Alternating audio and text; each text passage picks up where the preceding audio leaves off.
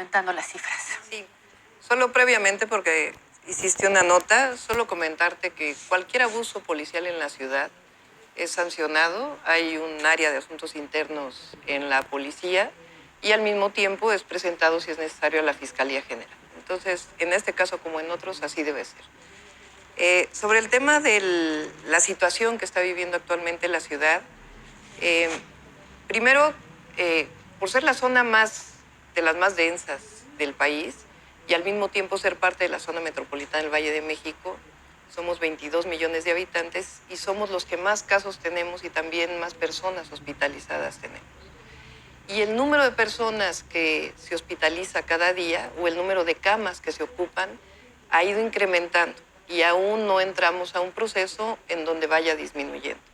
Por eso hablamos de que seguimos en fase de emergencia sanitaria, en semáforo rojo, y que hasta que no disminuya el número de camas ocupadas en los hospitales, no podemos pasar al semáforo anaranjado, al amarillo y al verde.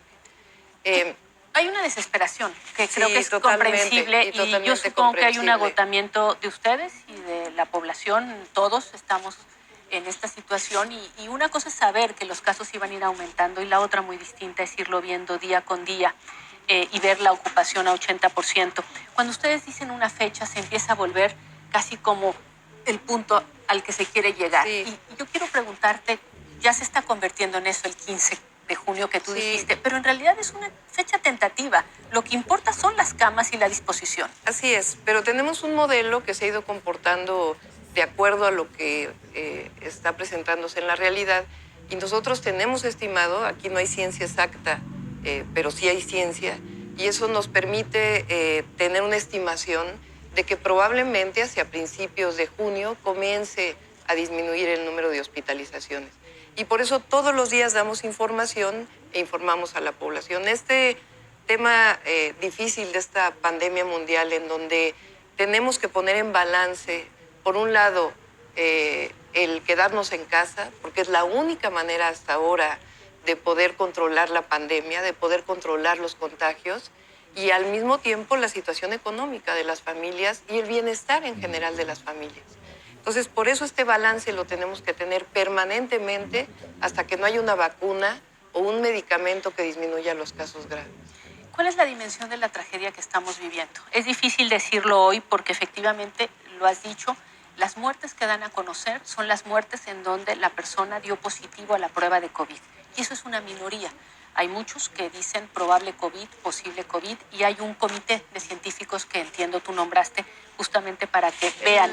Así es, el Comité Epidemiológico Estatal, en este caso de la Ciudad de México, tiene un esquema de trabajo a partir de una norma de salud en donde se define cuántas personas lamentablemente fallecieron por COVID o sospecha o probable COVID. Además de eso, ¿cuándo conoceremos esa cifra? En el momento en que termine esta comisión técnica. Que todo el tiempo está trabajando, porque son diarios casos. Una parte es el trabajo que hace el comité epidemiológico y por otro lado un comité de especialistas, quizás los mejores epidemiólogos del país, que decidimos nombrarlos en un comité autónomo independiente que tienen que revisar las actas de defunción y el certificado médico de las actas de defunción para poder hacer una estimación realmente de cuántas personas. Lo que tenemos es, hoy no sabemos. Hoy sabemos cuántas personas fallecieron por COVID, que está comprobado, y un número adicional de personas. Pero para poder decir en esta pandemia cuántas personas lamentablemente fallecieron, pues hay que ser también responsables en toda la información que damos. Es un regreso frágil, Claudia, a la nueva normalidad. Lo estamos viendo en otros países que van antes que nosotros. Regresan, hay casos de contagio, vuelven a cerrar, abren, en fin. Muchos están diciendo la única manera de hacerlo es con pruebas, haciendo más pruebas. ¿Cuál es la posición del gobierno de la Ciudad de México sobre este tema? En el momento que se vaya abriendo las actividades tiene que haber más pruebas. ¿Por qué? Y evidentemente hay que ver qué pruebas, cómo se hacen y todo tiene que estar respaldado por un comité científico. De Claudia Sheinbaum a eso. No, y voy a decir por qué. ¿Cuáles, digamos, los dos elementos que tú tienes para poder controlar la epidemia?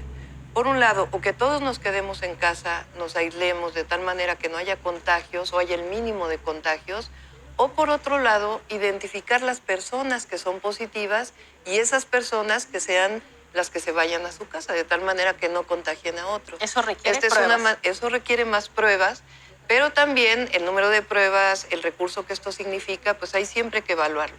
Y también hay mucha venta de pruebas que no sirven, la verdad. Entonces tiene que ser todo analizado por comités científicos, de tal manera que podamos saber dónde realizar pruebas, cómo realizarlas y cómo nos puede ayudar esto a evitar contagios. Y al final, el tema central es que no sobrepasemos la capacidad hospitalaria y al mismo tiempo disminuir el número de decesos. Se trata de sobrevivir como ciudad y como país a esto, por supuesto, pero también no solo de sobrevivirlo.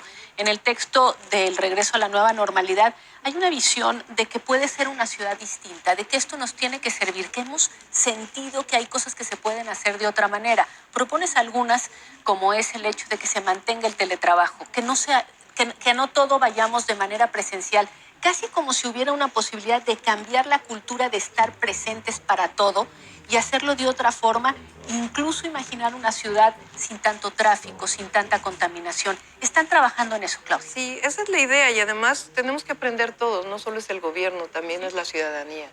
Esta situación de crisis que estamos viviendo, porque es una crisis sanitaria que también tiene impactos económicos y en la vida de las familias y el bienestar de las familias, pues tenemos que sacar algunas cosas buenas de esta crisis. Y una parte que nosotros proponemos es esta reflexión de nuestra vida cotidiana y de cómo tenemos la relación con la naturaleza, la relación en el espacio público, la relación pues del entorno urbano. Entonces, muchas cosas que hacemos ahora, te pongo mi ejemplo, como jefa de gobierno, yo previo a esta pandemia pues tenía muchas reuniones con mucha gente. Eso hace que haya gente que se tenga que trasladar, eso implica mayor tráfico. Y si podemos cambiar para que desde las oficinas podamos seguirnos seguir comunicándonos virtualmente, pues es una manera de evitar tráfico.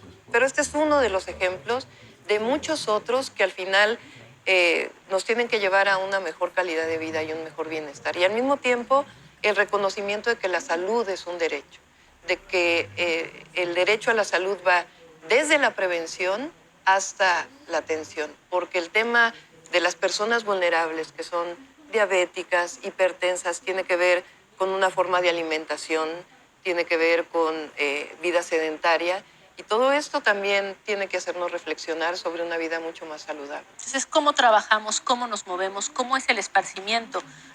Por ejemplo, los parques podrían ser por cita en lugar de simplemente precipitarse todos el mismo día al mismo lugar, horarios distintos de entrada a los trabajos. En fin, hay muchas cosas que podrían hacer que esto no sea un sufrimiento en vano.